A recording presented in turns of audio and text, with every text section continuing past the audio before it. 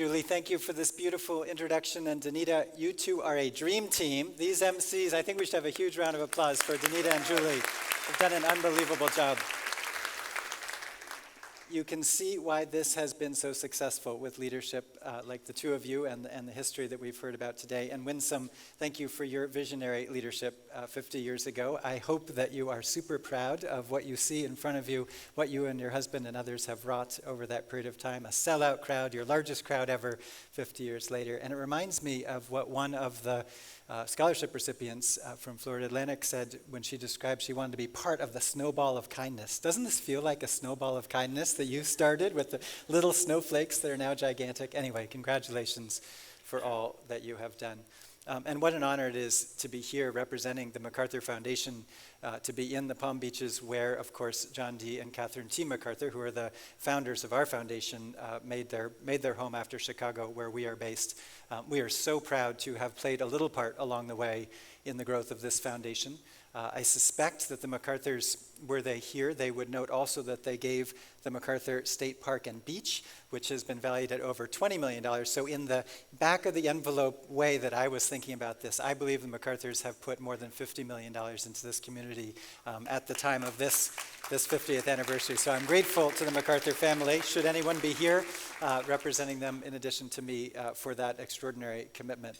And I know that I stand between you and an 80-degree sunshine day as your keynote speaker, so I will not go for a full half hour. But I did want to describe a few of the things that Macarthur Foundation is doing as a way of demonstrating, I think, some of the philanthropy that has flowed out of this room and into the world to solve some of those most complex problems, just as Winsome said. I think we are all the product of our families and our communities one way or another, and so we've sought to do that at Macarthur Foundation. We've sought to think about the innovation that was behind these ideas 50 years ago and try to innovate within philanthropy as much as we can because we know these problems are so complex and intractable. And there really are a couple of ways that I wanted to highlight, different modes of philanthropy, which I think are each important given how complex and tricky our times are today. And I think if I can leave with one idea other than a thank you and a congratulations, the idea would be the need to combine not just great ideas, but also that persistence that I think Winsome was describing. It is not only about putting the great idea out there in somebody's head and funding that, and we do, but we have to fund the people who are going to do that work.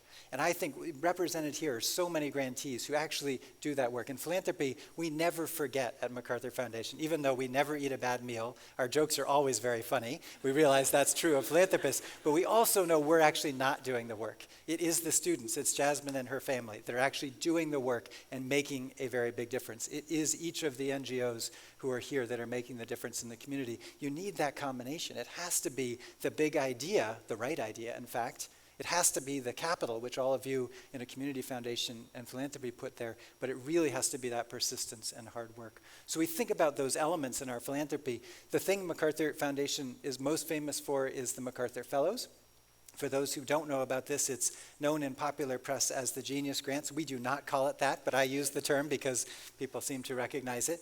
Every year in usually September, October timeframe, we decide upon 20 to 25 individuals who are going to get a surprise phone call. Nobody can apply for it. Nobody can nominate. It's a surprise phone call.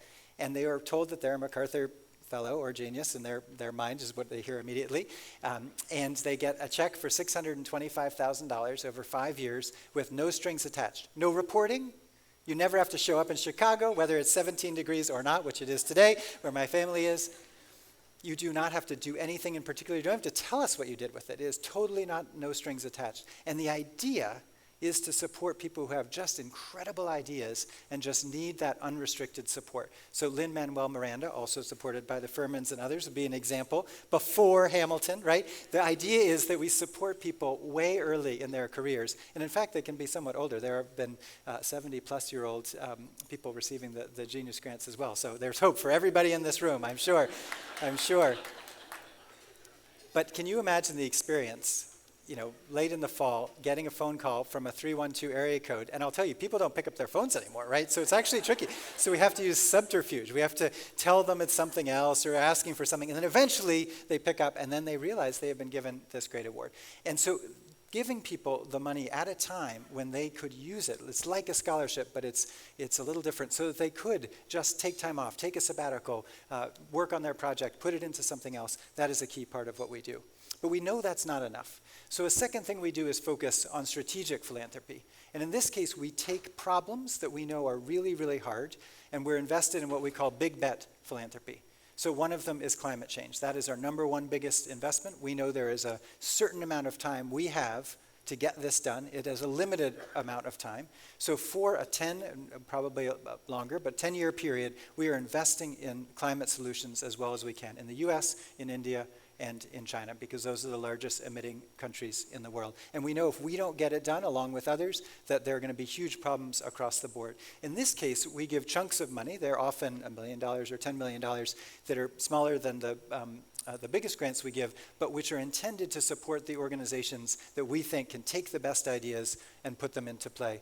So an example of that is the recent commitment around methane, which you may have read about in Glasgow, which was the COP26. So in this case, scientists and others and policymakers have realized that by reducing methane emissions really quickly, we can make a huge difference in climate change. And so by calling up other philanthropies, we came up with about $300 million and announced that in the context of the Glasgow conference. And a bunch of countries decided that they would commit to reducing their methane emissions. And the point of the philanthropy was that in many countries, people don't actually even know how to do the methane emissions. There's not the technical talent. There's not actually the science and the agriculture or the manufacturing expertise. And so what philanthropy can do in those cases is to say to a country, you can sign on to a global pact because these philanthropists will pay to help you figure out how to do it. So where we do work in Nigeria, we are funding work that's going on in Pakistan as examples. These are countries that are signing the methane pledge, but for philanthropy being able to do that from places like this, you do not have, I think, a shot at answering the climate solution that we need to bring to bear in a short period of time, in a strategic period of time. I want to acknowledge a great environmentalist who's here in front of us, John de Villers. This is someone who has had ideas and has made it happen. I know when I worked for him many years ago, he told me that brownfields were going to be the future. He invested in brownfields, and now developers are not doing greenfields, they're doing brownfields. And next he said, we've got to get into solar, and he's now got 3 solar companies that are, of course, thriving. He told me about agrovoltaics the other day. I don't know what that is, but apparently they will be big, and his track record is very good. So I think it's a combination of people who come up with ideas, who have the time and space and the persistence to do it, who are going to make the difference. Third example is using really big bets to try to solve these problems. So a third approach that Macarthur is using is called 100 and change. And in this case, every couple years, we're giving out $100 million at a time to take on something that's really, really big. And climate certainly could be that way. But we also acknowledge we don't have all the answers. We know that the answers are out here. All of you have the answers. And so in this case, we say to everybody who wants to, give us a submission, and we will choose one $100 million winner. The most recent one is called Community Solutions, and it actually has a tie here in Palm Beach. In this case, it was a MacArthur Genius winner, Macarthur Fellow Roseanne Hegarty, who had this idea. And over time, she's been working on this. And her idea was really simple. It was to say we can get, in the United States, at least in 75 communities, to functional zero of homelessness. We can end functional homelessness in 75 communities in America. And she convinced us that $100 million would go a very long way to doing that.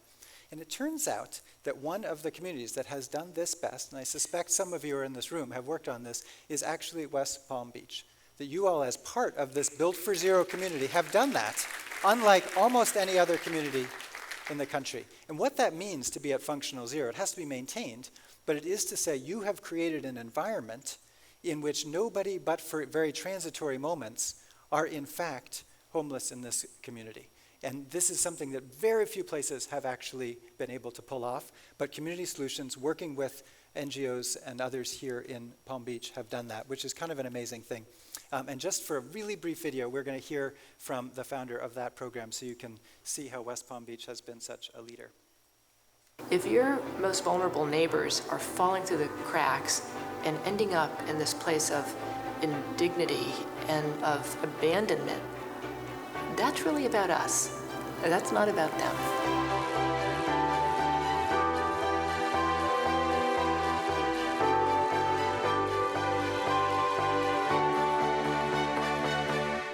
Community Solutions is a not-for-profit working toward a lasting end to homelessness that leaves no one behind.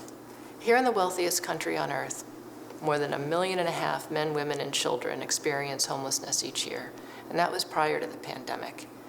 Homelessness robs the most vulnerable members of our communities of their dignity, of their health, of their security, of their freedom, sometimes even of their lives. Homelessness is also squarely a matter of racial justice. Disproportionately, Black Americans and Native Americans constitute our homeless population, and there is no path to an equitable society that tolerates homelessness.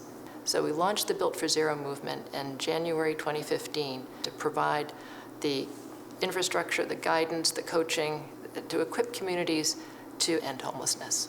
At the heart of Built for Zero and this whole approach is what we think of as a command center, a place where all of the actors in a community are gathered, solving the same problem, measuring it the same way, pooling their resources, and making decisions based on how the whole community solves the problem, not just one program at a time. So it's this dynamic system driven by data and all about collaboration and a clear end state. Already 13 communities have ended chronic or veteran homelessness, and more than 40 others are seeing steady reductions. Once you realize that you really can solve this problem and that it is so crushing, so life-destroying for people, the role of urgency in Built for Zero is about getting this work done for people, moving them out of homelessness, preventing them from experiencing homelessness in the first place, of getting people to a safe place.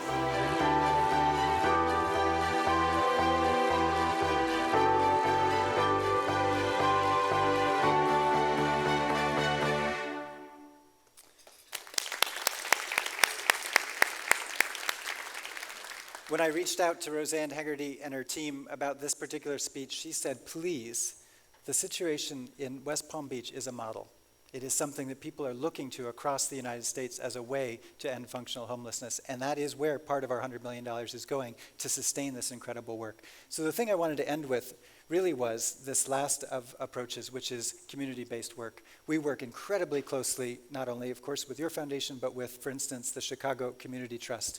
In our community, we have a community foundation that is focused on addressing income inequality, many other issues, and in Chicago, gun violence, as you may know, is at just incredible proportions. There is no way that we can solve gun violence in Chicago. There is no way that we can solve climate change or solve homelessness in West Palm Beach without a community foundation and those of you who are putting these different elements together, which is to say the ideas that will actually make a difference, the persistence and the hard work to get it done, and yes, the money to get that done. And so for everybody here, no matter what your role is in this, I think this is the answer to the most complex issues in society. How do we bring people together around great ideas and give them the resources that they need to make a difference? And I believe there is hope for literally any problem that we can think up, as intractable as it may be, because of exactly what you do, Julie, what you do, Danita, every member of the staff at this community foundation, to each one of the donors and grantees and investees and scholarship recipients. You all are making a huge difference, and I really believe that we can make any of these problems go away with the right amount of combination of these factors. Thank you so much for the chance to be here with you today. Thank you.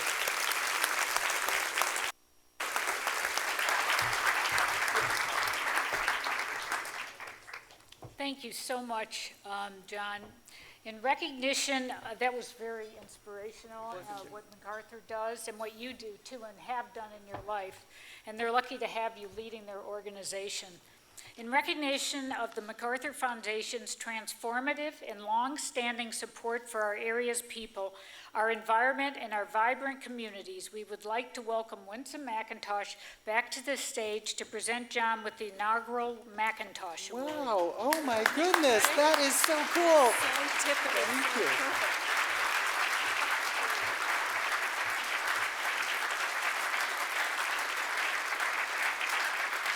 That is so touching, and congratulations. It's such an honor to be the first of the McIntosh awardees. So appropriate. Thank you, thank you, thank you. Congratulations. Thank you all. Thank Happy you. 50th. Thank you. Thank you.